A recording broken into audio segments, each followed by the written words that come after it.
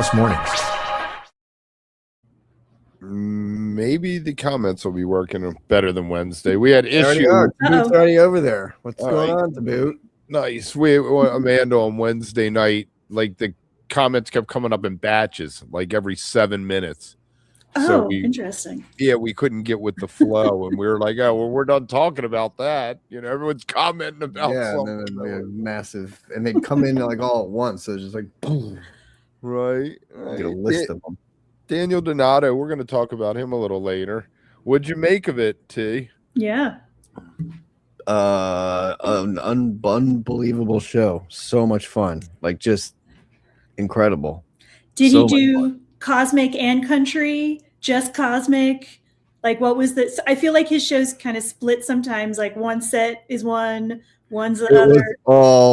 It was like just all him. Like, it was all cosmic country. Like, just get down. Like, it's so funny because there's moments in it where, because I had the set list, like the run of show, and so like I'm looking at it to see like where we are in the show and stuff, and I'm like, oh man, we only have like a couple songs left, and it's, you know, like we still have like an hour and a half to go. I was like, he's flying through these, but then like all of a sudden he'll go into like these massive jams. That was the cosmic. That you're just like, oh well, now we filled the time. You're like, oh, now we gotta hurry up because we're almost like out of time to fit them in. It's like a light switch, right? I've always said I want to make a sticker for them, and it's like country and then cosmic, because it really, you almost feel it when he drops into that super psychedelic, funky groove. Yeah. Awesome. Yeah. It's so awesome. It'll be like a regular little twangy country song that he's doing, and you're like, oh, this is kind of fun. And then like all of a sudden it'll just go into a jam, and that jam just go like, you're like, holy, and it just smokes though. Like his jams are so like peaky. Yeah, they're like the best part of Fish jams. You know what I mean? Like when there's a good Fish jam, you're like, oh my god, we're in it now. And like, and then that's usually the time Trey decides to go somewhere else or ripcord it and go into like Numberline or something. You're like, oh man, we were just in the sweet spot. He like his whole jam is the sweet spot, and like you stay in that, and then when it comes back around and drops back into the song, you're just like, yes, like yes, I love it. Yeah, I agree. And the crowd and the energy was so on. And there's actually like, I mean, Maggie was there and she's like getting into it now, but like she was introducing me to like some of the people that have done like the tour and stuff, and some of these like heads of his and stuff, and like people that, it's so crazy. He's already built like this whole community and like his whole crew that goes with him. Like I got to, there's a lot seen for Daniel D.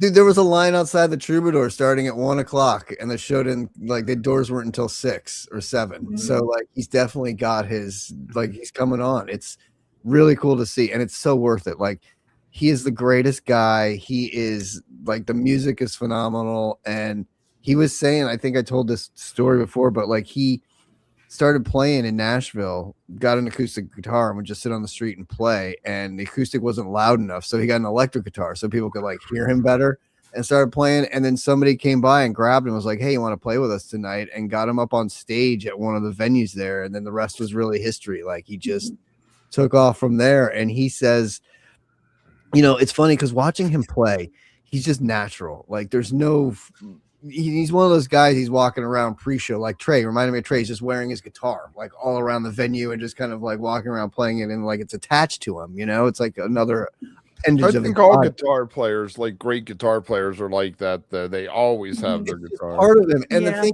with him though, it's not like he's like practicing, or he said this, and the thing he said, he's like a conduit to the music. Like he doesn't know where it comes from, it just flows through him, and when he gets on stage, he just feels like there's this energy that he has to put out into the world, and it comes through him in the music. And you see that with how it's just so natural and so beautiful to watch him go. You're just like, there's just something about the aura and the way it's going that you're like, this doesn't feel forced. This doesn't feel fake. This country can sometimes feel like cheesy or like lame or like whatever. He just right down the middle. You're just like, well, he writes his songs himself. I think that goes a long way towards like not Garth Brooks. I think he writes his own songs, but who's the Red, White, and Flag guy? Whatever that guy is, somebody, Toby Keith. Other people write his songs, so it does sound inauthentic because it was two dudes like me and my buddy Aaron tried to write country songs. We were like, we could make $1 million if we just write one hit. That's all we got to do. Because it's not your authentic. When it's your soul and your lyrics in it, it comes out. Throw a pickup truck in there, man. That'll make it work. Well, This shit is great. he did an awesome interview on Andy Frasco's podcast a couple years ago, which I highly recommend if you haven't heard. Talk about two of the best people though in the Right? like with two of the best energy in the. I can't even imagine like those two together. Like They got deep. bubble.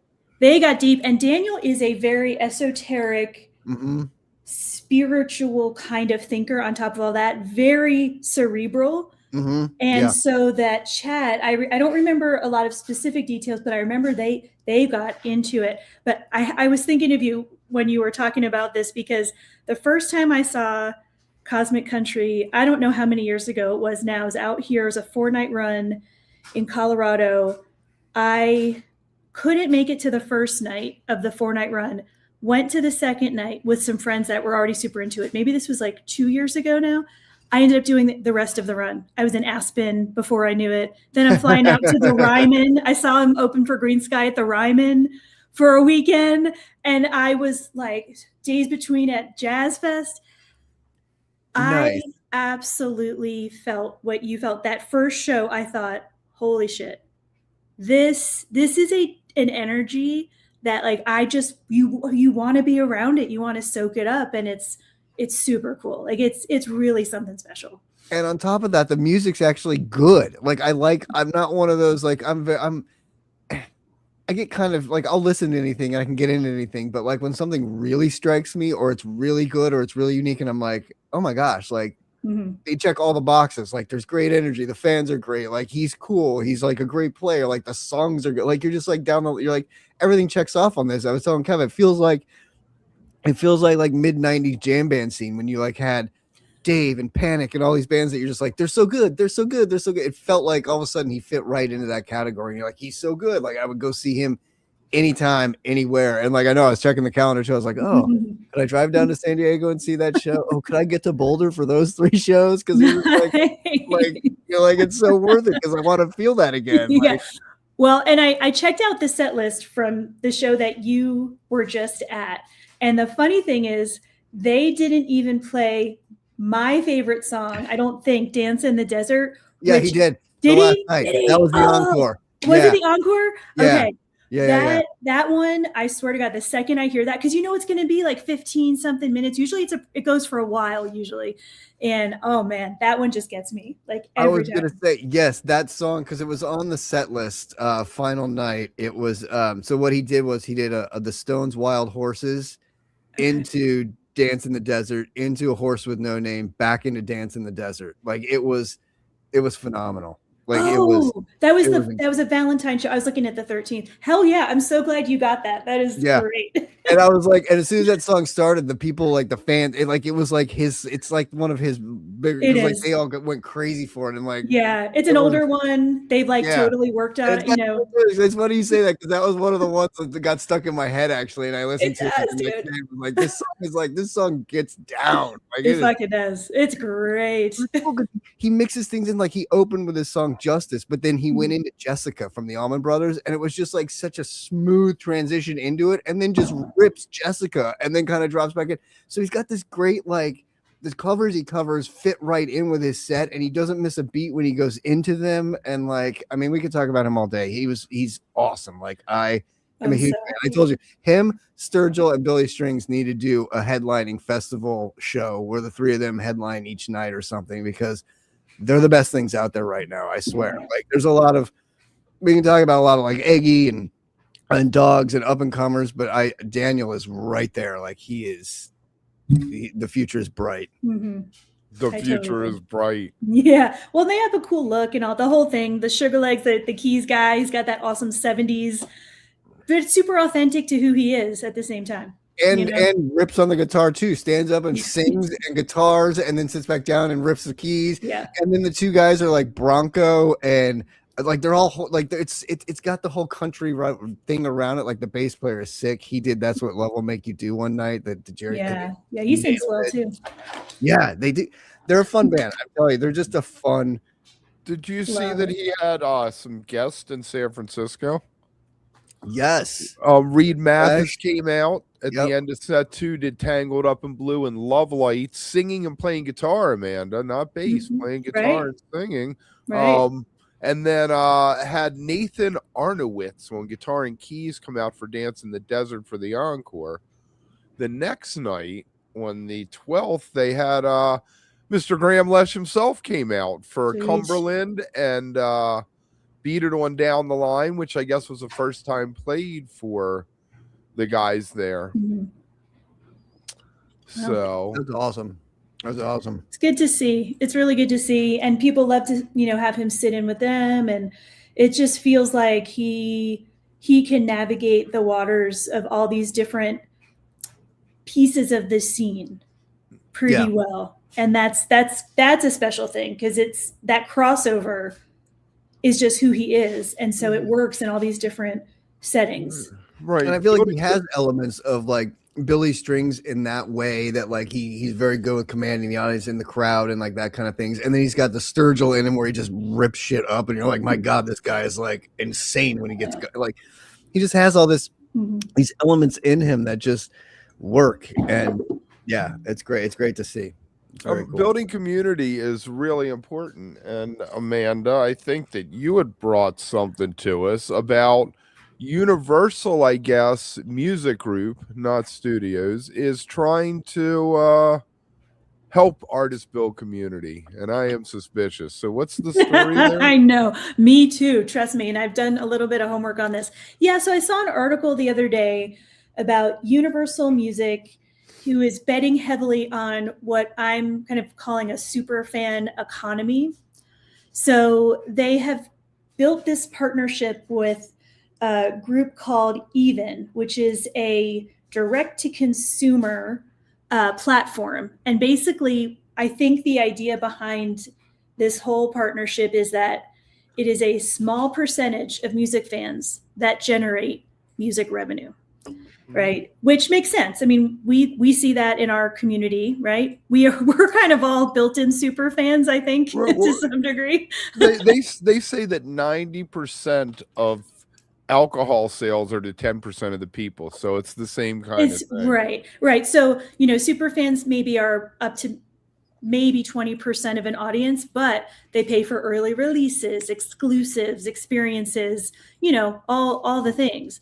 So this article is trying to make a point that a direct to fan kind of infrastructure is not an experiment, right? So they're integrating this platform into its operations to sell different types of things directly to fans worldwide. So early access releases, exclusive content, community features. So what this is kind of saying to me is music labels are trying to figure out how to create revenue channels that they control, rather than renting essentially access from Spotify, Instagram, where that's not theirs. They can't control that platform. But a platform like Even, which is not quite like Bandcamp. I actually spent, I'm not going to tell you how much time I spent looking into this, but I'm a nerd, so I was really curious. So Bandcamp is like a digital record store, right? It's artist storefront, essentially. There's some community things, but artists upload music. It stays there permanently. Fans can download it, buy it.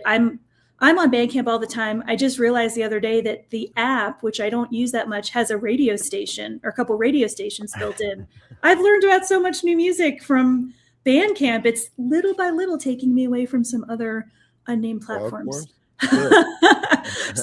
But Even, basically, fans buy releases directly, but it happens usually before the songs are going to get to Spotify or Apple Music. So that's the difference. And it's kind of like an owned audience that can be built. But what is Universal taking for a cut? Right. So I'm sure that I think there's a profit sharing model. Basically, Universal, a liberal profit sharing. I'm sure, right? So Universal has the artists, Even needs the artists. Right. But so is it only Universal artists that this is going to be open to? So it won't be like Bandcamp where little me can go on there and put my album up and try to sell it if I want. Yeah, well, in this partnership, that's what it is. But Even will do this, for other groups. I think what Even is looking for is something that's probably more corporatized versus Bandcamp, that, as we talked about, before, is that independent lens. So right now, the rollout is focused on Universal artists, and it kind of specifically gives them access to this even. So it's going to make a Taylor Swift a bunch more money, but it isn't going to Mhm. help a Gorilla Toss who's just trying to No. sell 20 albums, you know?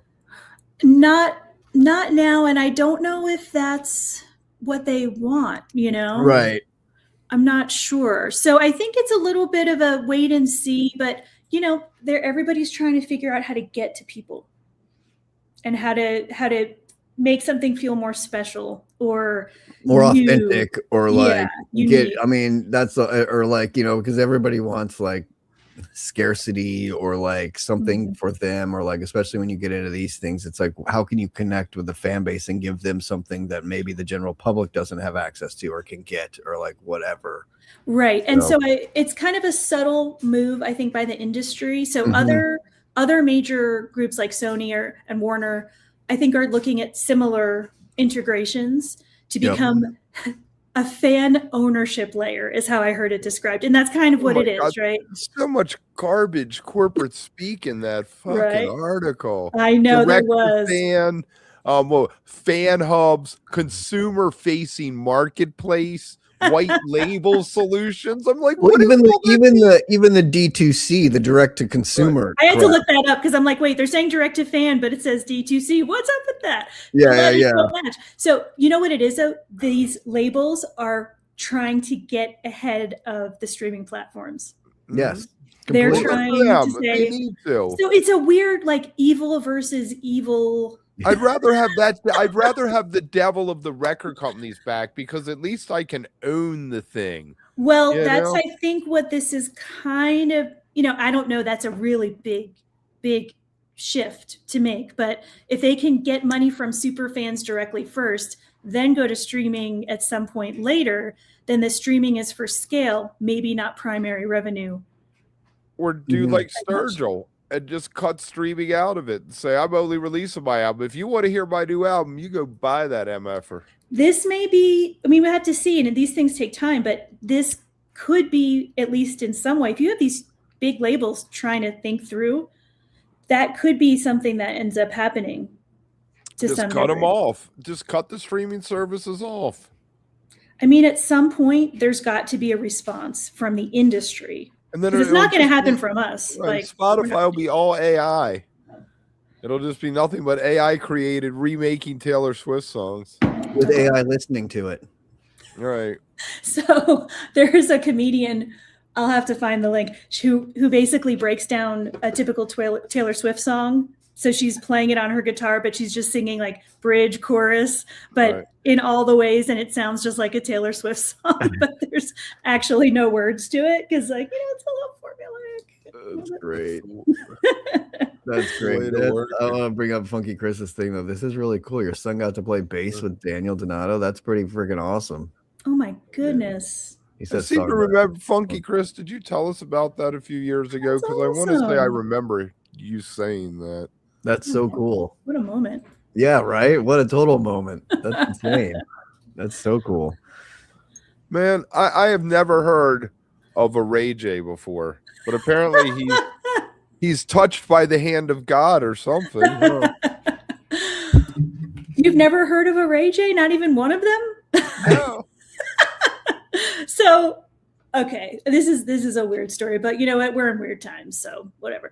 On the theme of people figuring out what it's going to take to get attention these days, R&B singer Ray J, who also is known for some other internet right. How could you not know who that is, Kev? Like back in the day, he's the Kardashian. He's the other person in the Kardashian video that made her famous. Oh yeah, he's Brandy's brother. I've never seen the video. I'm not interested. He's really. Also isn't he Brandy's brother? He's Brandy's brother, right? So like, I think so. I mean, he's been in that world for so long, but he doesn't really pop up in terms of music, right? And the stuff he's doing. So on Valentine's Day, okay, let me back up. Apparently, he has been in bad health. He was in the hospital sometime early this year, late last year, for maybe pneumonia or something like that. Basically was, saying, I'm going to do this concert on Valentine's Day. No matter what my doctors tell me, essentially, I'm going to risk my life, to come out here and do this show. And the reason I brought this story up is just because of the absurdity of the world we live in. There were pictures circulating from this show that behind Ray J's sunglasses, it looked like blood was dripping down his face from his eyes, right? And then apparently his shirt was open at one point, and there was some kind of port or device kind of taped to his chest. It could have been like a heart monitor. I've had to wear them a couple times. I don't know. But that looked kind of funky. They said his heart was at 25% or something like that. And it was beating at 25%. Yeah. I mean, so here's the thing. This guy is my age. He's 45. And he has said that all of his horrible life choices and habits, led to his bad health, which is horrible. But this guy comes out. The people working the show have put out some really interesting quotes, like he just wants to be theatrical, but people were really confused. So there you go. Saying like, what is wrong with this guy? How is he out here doing this? Behind glasses, he had a pack back there or something. Totally. Squirted some ketchup down. Come on, dude. I don't know. Maybe somebody's going to yell at me and be like, that's a serious health problem. And I'm going to be like, no. It's, what it is? It's so confusing. And that's the thing, is it was actually really confusing enough. And I thought to myself, this is just the perfect example of where this intersection of what's real, what's fake, what's for attention, does it matter, right? Like he felt like that was something he wanted to do. People are talking about it. Well, I was going to say, look what it did. Look, right? Look at we're talking about it. That's all that matters. Is like, how can you grab attention for that 5 minutes and get people to like look in, like hit you I up. thought he had his 5 minutes with Kim Kardashian. Well, that was a lot of minutes ago, though. Yeah, look at what she's done with those minutes and what he's done with those minutes. Like he hasn't exactly. True. So hey, good for her. I'm not gonna poop on her. I have no idea what she does, why people watch her, anything about it. But good for her. Whatever. Yeah. If you want to do a sex tape and make some money, wasn't her dad one of the OJ lawyers? Isn't that like the story? Real famous lawyer. Yeah. Definitely. Kardashian, yes. So, it's kind of one of those bizarre things, but he was popping up everywhere. People magazine. It took off, and I guess it just goes to show that it's still possible to shock people. All it takes is a little watered down whatevers, But the manager was like all up in arms against a photographer for making some comments. Totally orchestrated chaos. Right. Well, the manager kind of leaned into it too, right? For a little while. Yeah. It was like, oh, no matter how sick my performers are, they got to get out there and perform. And so like leaned into it to make it seem like because he'd been having like health issues anyway. Like who knows how bad those were or how much they leaned into. He should have had his glasses off, man. If you're really gonna have a bleeding eye, you gotta have your glasses off so we could see it coming out of the tear. Out of the eye. Well, the guy backstage, there was a report backstage from the guy that said he saw him put the makeup on under the glasses and do it, and like so I'm sure, Hey, if he did it, good for him. But watch out. We saw what happened to Milli Vanilli for lying to the public. So that's true. Yeah. They had to give their Grammy to Trump. It was fucked up. They did. I know. There's no limits these days. There's no limits. Man, William Shatner he doesn't quit. Man, I give him this. I can't believe I'm impressed he's still alive, first of all, because we've had so many deaths lately of like random deaths of people in their 60s, 70s dying, and he's what, 90 something now? He's 94. 94. Yeah. And he's releasing a metal album. Nope. 35 hand-picked musicians. Zach Wilde, I saw. Henry Rollins. Henry Rollins. Oh, I didn't see Henry Rollins. Richie Blackmore. A guy from Tangerine Dream. Wayne Kramer from the MC5. I don't know if he's metal, but the MC5 are definitely punk. Early version of it. It's cool. I'll listen to it. I'm not going to get fascinating. It's fascinating. There was one line in the press release that I absolutely loved, though, where Shatner says, I have it in front of me. He said, metal has always been a place where imagination gets loud. And I'm like, right on, dude. Well, his whole thing talking about it, like, so the catalyst from the project came when he was involved with Nuclear Messiah's album Black Flame, and he voiced an intro piece created with Chris Poland, the ex-Megadeth guitarist.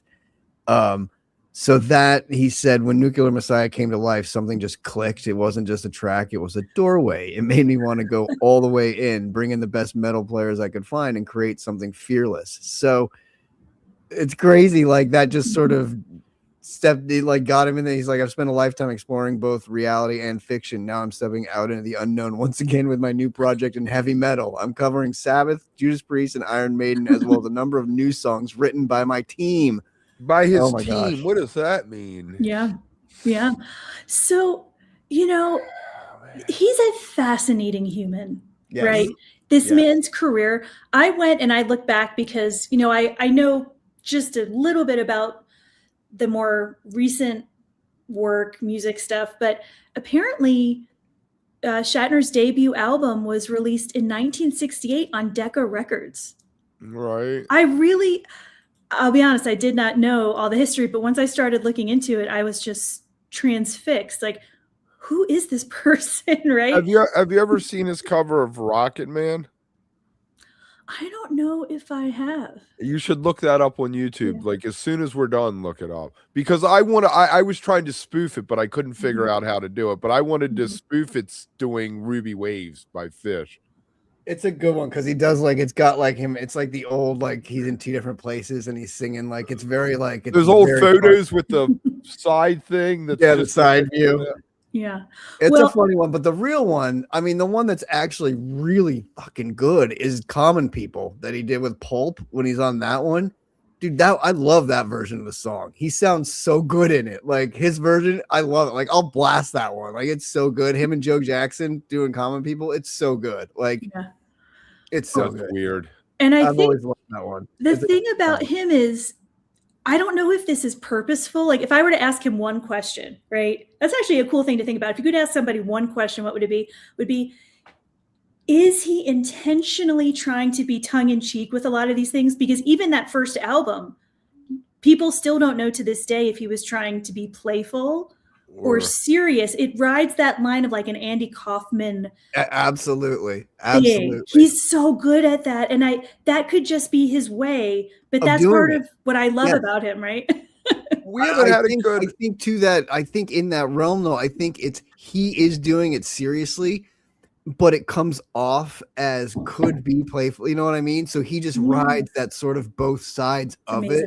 And it is amazing. It's just like his new. Have you seen his new commercials for like Raisin Bran where he's like Will Shat and talking about like shitting? It is so it's awesome. It's so ridiculous. I love it. Like when he's like, "Is that a Shih Tzu?" and they're like, "Yes." He's like, "Oh." Like the dog. Like every little is so good. Like it cracked me up at the Super Bowl. I was like, "This is probably the best commercial I've seen in a long time." The fact that they're just leaning into like shitting and he's going with the shat, like brilliant. Yes. Yeah. I respect it. Totally. We haven't had a TV person do an album in a long time. I mean, Hasselhoff with Kit, but when was Knight Rider on in the 80s? My God. Yeah. Someone who wasn't already. I mean, we had Hannah Montana, but I think that it was all created together as a package deal. Yeah, I think that was part of. And I guess there are the Disney ones like Selena Gomez, but like a legitimate, like somebody on The Pit, or I can't even think of TV shows. What TV shows go on? Somebody from Ted Lasso should have done an album to tie in, Right? That's a good question. I don't know. I mean, you don't see it. Yeah, you don't see it that often. No. Really. I feel like, Hasselhoff for sure. Hasselhoff. Right? Remember, I mean, Lee Majors wrote the theme song for Fall Guy. Right. The dude from Starsky and Hutch. Right. I forgot his name, but David somebody. Soul. David Soul. I do have one, and I can't remember even if it's any good or not. This is also in the 80s, but Bruce Willis released an album. Yes. Oh, yeah. Return of Bruno. Yes. Yes. Oh, I know it well. Harmonica. He also did all the wine commercials. What was it? It's wet and it's dry. My Seagram's golden wine coolers. And he's out on the porch and did the harmonica, and he's like, "It's wet and it's dry." Oh, I mean, that was like R&B soul. I love R&B soul. Like, I just grew up. That was the music I listened to growing up, so I remember that one. But yeah, it's not a common thing. So yeah. How about Thurston Howell III doing dirty albums? Oh, look at that, Jim Backus. Oh my God. Sorry, Jim. That's great. Didn't mean to throw you under the bus there, Jim. I really want to hear it. I wonder if it's on YouTube. I should probably look it up.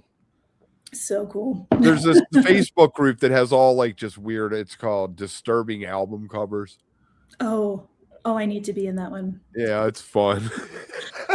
I rarely meet a Facebook group I don't want to join. That's my Achilles heel with social media. I hear you. So who wants to pitch in with me and buy Tiger? Let's do it. Let's do it. March 12th. We have till March 12th to come up with the money. Did they give us what in this article? Did they even say what they're thinking? God. I think 1 to 2 million or something like that. 7-figure prices. Yeah, at least $1 million for sure. Right. I'm probably thinking like 3 million. Mm-hmm. Fucking Ursay. Yeah. I wish the Grateful Guitars guy could buy it. Andy, man, he deserves to have that in the collection. Yeah, I know. He totally does. Yeah, he totally does. That's who we all need to pitch in and buy it for or with. Right. Well, whoever buys it hopefully is cooler than Ursay and doesn't put it behind glass in his office so he can see it. Totally. Yeah. Yeah, I don't know. Get it out there. Let it be played. Am I being grumpy? My new thing is that if we want to have a moral and just world, we have to eliminate billionaires. Just no more billionaires. You're not allowed to have billionaires. No more. No more. No more billionaires. Yeah. Fuck them. Well, hey, if we if you can't get the guitar, we can get that Budman amplifier, the amp. That's like 200 to 400. There we go. Day, right? That's much more reasonable. Yeah. And then we could just show up at shows and be like, dude, can you let me in? I'll let you play the Budman amp. Right. I mean, that was a primary component for Wall of Sound. That I love that kind of stuff. I think that's history too, for sure. For sure. Hey, our boy, our guy, what's his name that does it all? Anderson. Brian, yes. Would love that. Mm-hmm. Wrote that book about the Wall of Sound, loud and clear. Great book. You should check it out. All right, let me try this again. The first thing you should bring is tickets. Bring a tarp? Bring a ground cover because it gets pretty wet. Money, yeah, lots of money. Lots of money. Bruce Springsteen is touring America with the most crazy tour itinerary I've ever seen. He's in Minneapolis and he ends in DC. But in between there, he goes from like New York to Texas to... He's in LA. He's doing the Forum again 3 nights at the Forum. Right. Phoenix, Chicago, Philly. In Philly, he's playing indoor. And in DC, he's playing National Stadium. So it's mostly indoor shows. Barclays Center, Madison, TD Garden. But the last show in DC, to piss off Trump, I guess, he's doing it at the stadium. Yep. Yeah. And this is kind of, they're doing a couple different things I read for the on sale compared to some of his previous ones that spread over a couple of days. And it doesn't look like there's a verified fan component. Right. He does platinum tickets. He got a lot of poop. Right. Yeah. He got a lot of poop the last tour for that. One of it, like the longest running Springsteen fan group newsletters, stopped doing their thing after that. Right, because tickets were going for $4 or $5 grand for some of his shows. Yeah, I mean it's been very like this, kind of up and down. Right. You want to see something crazy? Always. Here, let me show you something crazy if I saved it. Yeah, here it is. All right, let's check this out. This is for Dicks. no, this is for Dave Matthews Band at Forest Hills. Oh no, I did the wrong thing. Oh no. Yeah, that's Dicks. Oh no. That was the Dicks price. Right. For 3 nights at Dick's, $421. Right, for 3 nights. Oh, where is this? Here it is. Sorry. I'm an amateur sometimes. Wait, what is? Whoa. For Dave Matthews Band at Forest Hills, this is the resale prices. How's that real? Who's paying 13 grand? And it's all the same number. Yeah, it is. Row C, row D, row B, row C, row D. Somebody has the whole thing. Have they even been? Have they been released? Are they on Yeah, sale? they've been put on sale. This looks like the kind of thing you get before they even go on sale, type thing, because it doesn't have any. It just right. Oh, right. Maybe, I don't know. We should look that up. That's so weird. That is ridiculously weird. A lot of money. Huh. You know, the other crazy thing, Kev, about Bruce's tours, it's only 2 months long, and he packs a lot of dates in there. For being as old as he is, like I'm looking at it right now, it's like every other day. There's a couple to go from Phoenix to New York is a crazy stretch there, right? Like, so he's got 4 days off, but it literally is from Phoenix, and then the next show's in Jersey on the 20th. That's crazy, on 420. He's got some interesting dates too. 420, he's playing my birthday at Belmont Park, which is cool. That'd be a fun show to see. But yeah, it is an interesting tour. Like only 4 West Coast dates: Portland, Inglewood, and San Fran, and then I guess Phoenix is West Coast. But yeah. You want to know one of the weirdest things? So I still go to ticketdata.com to check the different changes, the 3-day price change in tickets. Mm-hmm. So there's a band called Crush. It's a Dave Matthews tribute band, and they have a show tonight at the Sinclair in Massachusetts, and the get-in price is $1,100 according to ticketdata.com. And I want to know what is going on there. I thought you were going to say $11. I was like, yes, that's great. Somebody's finally doing it cheap. No, like, the perfect. 3-day change was 2,700%. Wow. That's Maybe like Dave's going to be there. I think the bot made a mistake. I would think that's like those geese tickets that blew up that everyone couldn't get and became a thing. I wonder I don't know. Like, is he going to sit in? Like, it's just weird. But see, that's one of those, again, like select exclusivity that people like, right? That are like, let's whatever it is, got to drive up those prices because something special. It's weird, man. It's weird. Really weird. So we already have we already have stuff for 2027 dropping. The Big Easy Cruise is, I don't even think the one this year has happened, and they've already announced next year, which, it's January, so it already happened, but the 16th through 23rd goes to the Bahamas, Puerto Rico. Keb Mel. If you've never seen Keb Mel, he's worth seeing. He's worth paying the money, going to see him. Just a fantastic guitar player and connection sorry, the old blues guys. Mm-hmm. Samantha Fish, Robert Randolph, Kenny Neal, Dwayne Betts, John Cleary, Blind Boys of Alabama. Wow. Anyway. Pretty good. That is pretty good. That is really, really good. Yeah. Can you do 7 days on a cruise? I went on a cruise once and I don't think I could ever do it again. I don't know. I could, yeah, it depends. I really don't. I'm not good at I doing don't drink nothing. anymore, so I don't know. People are like, right, let's go sit by the pool. And I'm like, and do what? What do you mean sit by the pool? Yeah, but I feel like on a cruise, you've got other things you can do. You can play shuffleboard, and there's like casinos out there. I went and drank free champagne at the art when they were trying to sell art. You know, they have like the art auction thing. But that's like you go to like on jam cruisers, whatever. Isn't there always music playing and always bands playing? So you could always just stumble into like more music. On a boat, dude. You're on a boat in the middle of the water, and there's nowhere where to go if you need to take a walk. You can walk around the boat. I mean, the boat's pretty big. Like the boat is big, and it's like a casino too, dude. It's one of those they make you get lost. You don't know where you are. You're disoriented. I hate that shit. Carpeting.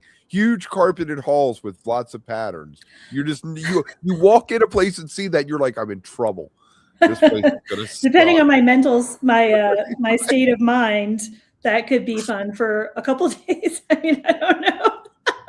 Oh no, those pattern carpets really freak me out. Like I remember in our dorms there was one, and I was on mushrooms one night trying to get back to my dorm room, and the entire floor just like shattered Oozing at before you. me, and it became like, remember that old game Cubert?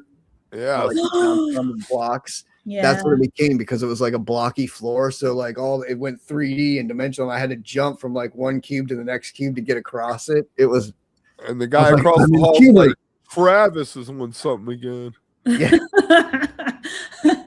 If I had a room on a boat with access to some fresh air or something, You got to get one with a porthole. Don't get an interior. Yeah. 'cause we had an then I think interior I'd be good. But I'm not. It's not even claustrophobic, because I'm not like that. But I just natural light and just the ability to see kind of outside. I think I could do it then. I as always, I had a bunch of friends this year went to Jam Cruise for the first time. I have friends who have been on basically every single Jam Cruise. I have yet to go, and it just never works out. I know I would have a blast. I'm sure I would. To try it once would be awesome. That's the one And thing I think if you got, well, there's some rooms that have like a deck on it, or like one of those small like decks on them. If you had that, I'd be set, because if I had my own room that had like that you could go sit on by yourself and like Read a book, chill, right. yeah, that would be cool. You gotta like to eat. Like every meal you can order as much as you want off the menu, and I'm just like, God, when I had a metabolism, I totally would be into that. I ordered a turkey sandwich at 4 a.m. just to see if I could. And they brought me a fucking turkey sandwich, and then we sat there and laughed at it for hours, and nobody even ate it. We were like, Look what we just did. On Jam Cruise, it's easier to get like weed and stuff on the boat, because I know like on regular boats, like if you get caught with it, you're like, it's a big deal. Like it's not like I flying. think it's still a pretty. I have heard so many times, and I mean, I don't know, everyone's experience might be different, that it is quite a process to get on the boat for that reason, because they really do. Because once you're on, you're good. You're good, right? But it's getting on, and I think, and even then though, I've heard like people who like are in the hallways or whatever on regular ships, and like the security, if they smell or whatever, will like arrest them on the boat, and so like throw them in boat jail. edibles. The brig. Edibles. Yeah, edibles. Exactly. That's I went and bought fucking blow in Mexico when I got off the boat like an idiot, and then it was fucking garbage. I was like, man, what the fuck? You should know better than buying it from a guy outside of a building that has a tarp for a roof. Then it's probably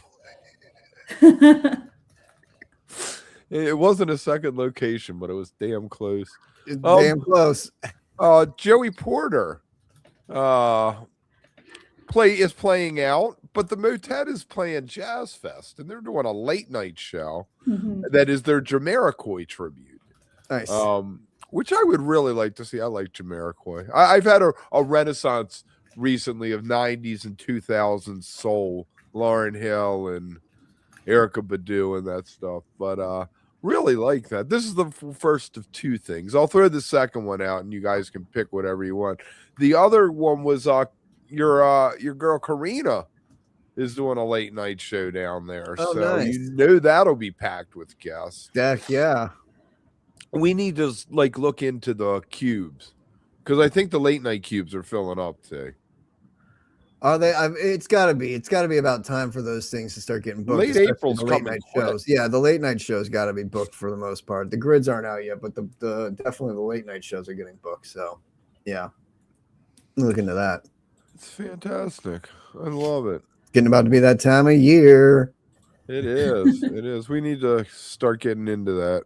Get back on our game there. Definitely. Summerfest in Milwaukee, Wisconsin, 58th edition. That's the way you fest. 3 weekends, 18th to 20th, 25th, 27th of June, 2nd and 4th of July. And it is on Festival Park on Lake Michigan's lakefront. So Garth Brooks, Megan Maroney, Ed Sheeran, Post Malone, Muse, and Jelly Roll are all going to be playing. And then they're the headliners. Well, we know the second tier is better. Second tier, Megadeth, Third Eye Blind, Spoon, Echo and the Bunnymen, Styx, the Mountain Goats, and then Buju Banton jumped out at me, and Flo Rida. Florida. Oh, the Roots are going to be there with Reverend Run of Run DMC. That looks great. That's Oh wait. right. Oh my God. Christopher Cross. Christopher Cross is a fantastic guitar player, and that sucks. The Gene Simmons band. We should all go through tomatoes at him. What a lineup! Oh, that is, and then dozens more. My God, that is fantastic. Is it free? Oh no, there's tickets. Ain't like French Quarter Fest, which is free. Yep. Oh yeah. Oh yeah.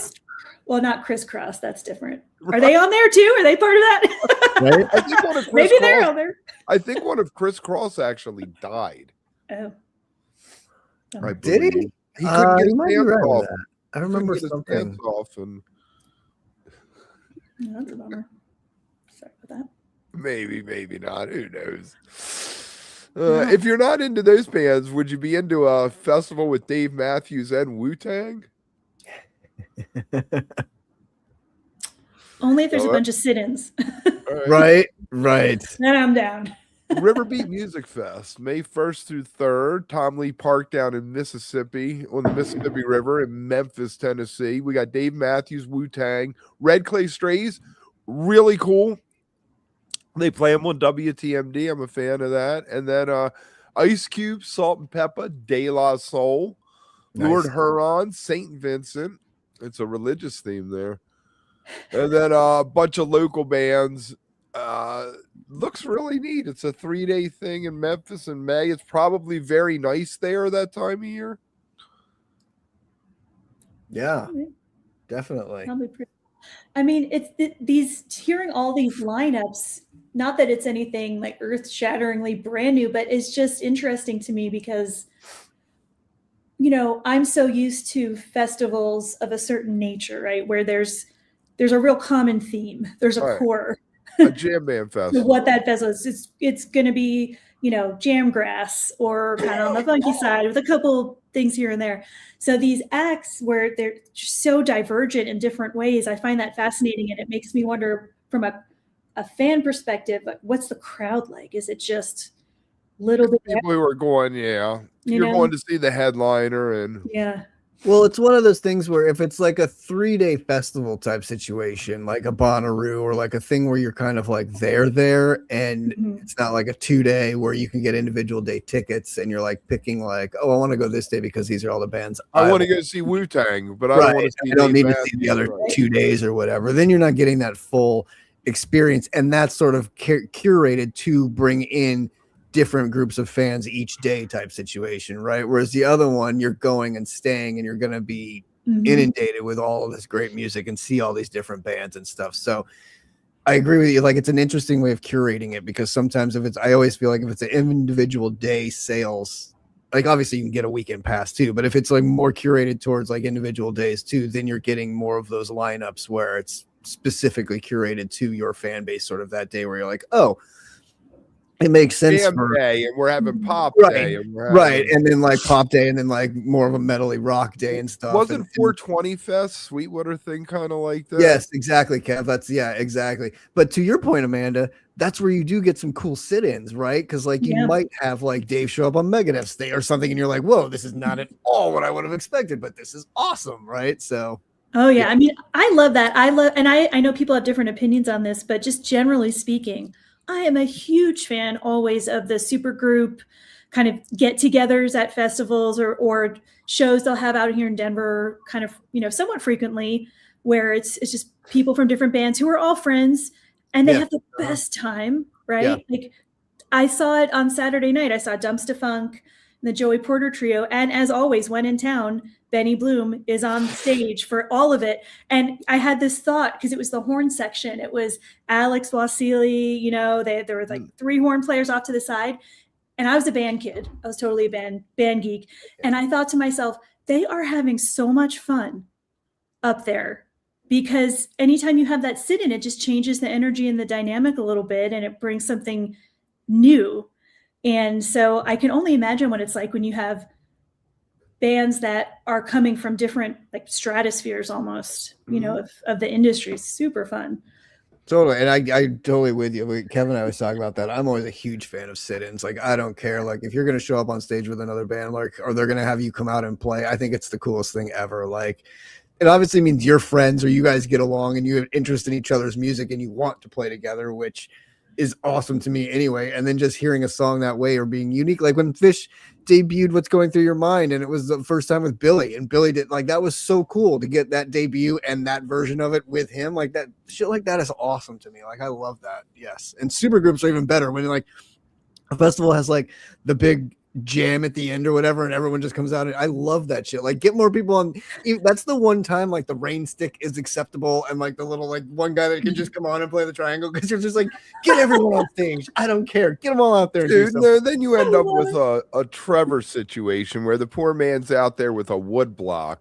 Just right, exactly. But I love that, and it's good for him. He doesn't care. He's like, I'll go out there with a wood block and let. It's like, not even mic'd up. His song. Like, he could have been grilling hot dogs. Could have been grilling hot dogs. That's the new, that is the new position I want. That is it. Like, every band needs a fucking hot dog griller. Just throwing out dogs during the show. Like, wrap them up in little things and just throw them out there in the show. I have decades of experience. I am ready to go. Put me in. Like, let's do this. How great is that? Like, also, Kev, that made me think of Morrissey, because that story of him at Coachella that year I was there, and like he stopped playing and he's like, the smell of animals burning over there from the barbecues is making me sick. And you're like, shut up and play. Like, having an actual griller on sing stage. The Smiths already, putt. God help me. Great. So do you think that Santana and Doobie Brothers are a weird combo? I always thought Foreigner and Def Leppard touring together all the time was a weird combo. This I don't think is as weird, but I don't know how much their musics are, besides being classic rock, are the same. I don't know. I don't think it's that awful. I think it kind of goes together. I don't think they're that far apart. As long as Santana's doing the old stuff. The thing with Santana is he goes into the whole Jesus thing for like 25 minutes, and there's a ray of light in the sky on us, and and you're like, dude, it's the sun. I guess they're going to be flipping 28 dates. You know, one depending on what night you go, you get to see either one of them.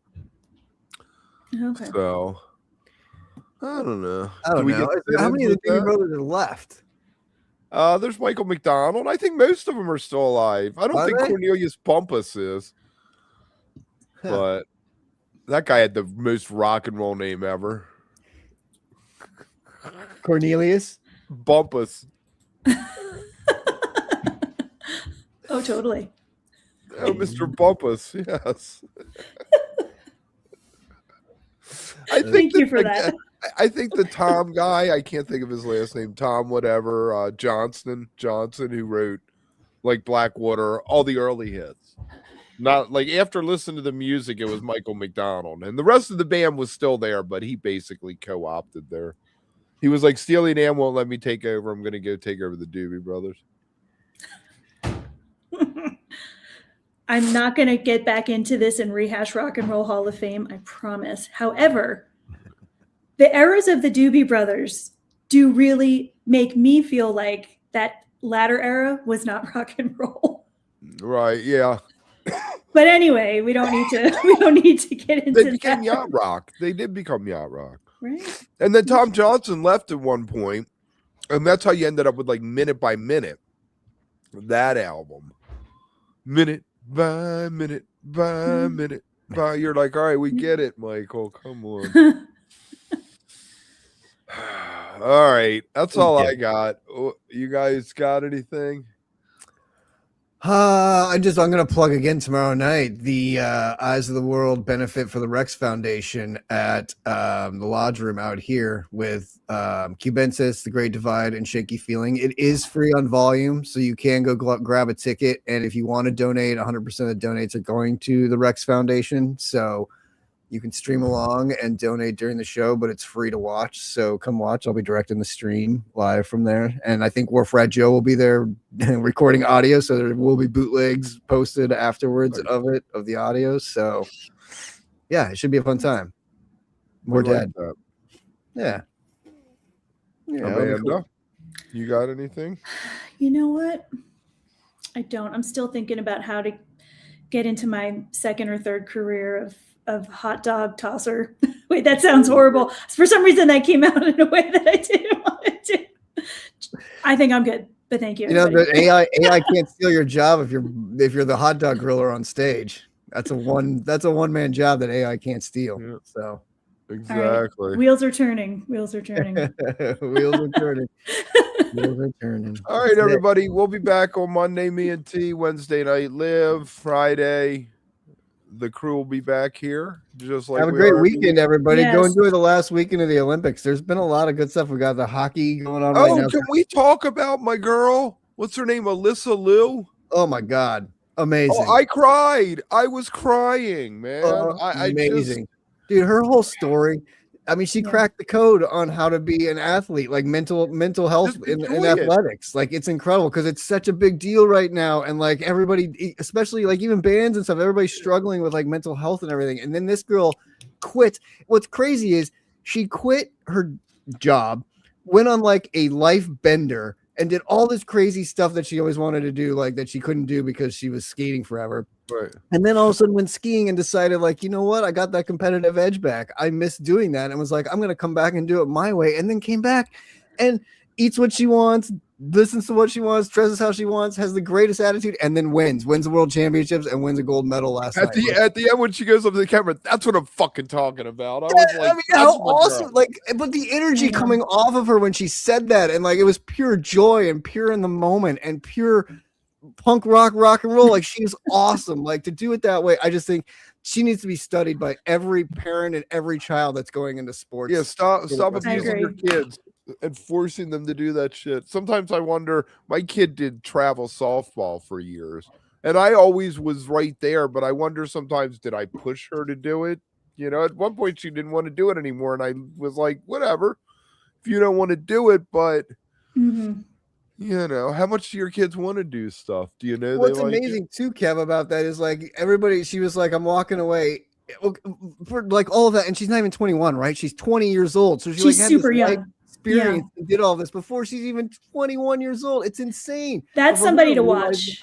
Yeah, like going forward, that is somebody who I think is going to go on and do some really important things. Yeah. Do you walk away now? You won the goal. What's the point? Well, yeah, but it's up to her. Like, that's the whole thing about this is it's not like a training scene where she's like, now I want to go do all this. She's like, I'm enjoying the hell out of doing this. So maybe she just keeps doing the media tour. She's going to make bank. Yeah. Oh, totally. Dude, the endorsements and everything with her, just her hair, like the hair endorsement she should be getting, like her hair, like everything about her is awesome. Like the Olympics are such a cool thing because of stories like this. And even when you hear about the failures and stuff, it's just such an amazing thing to see people like commit their lives to this and go out there and then perform. It's still like the rawest form of like performance and everything. I love it. It's so great. And we get so lost in like professional sports these days and the money side of it and all of that shit, that the Olympics are just such a nice, refreshing palate cleanser for that kind of stuff, and seeing the world come together and seeing like it's a great 2 weeks. I love it. It's so great. So cool.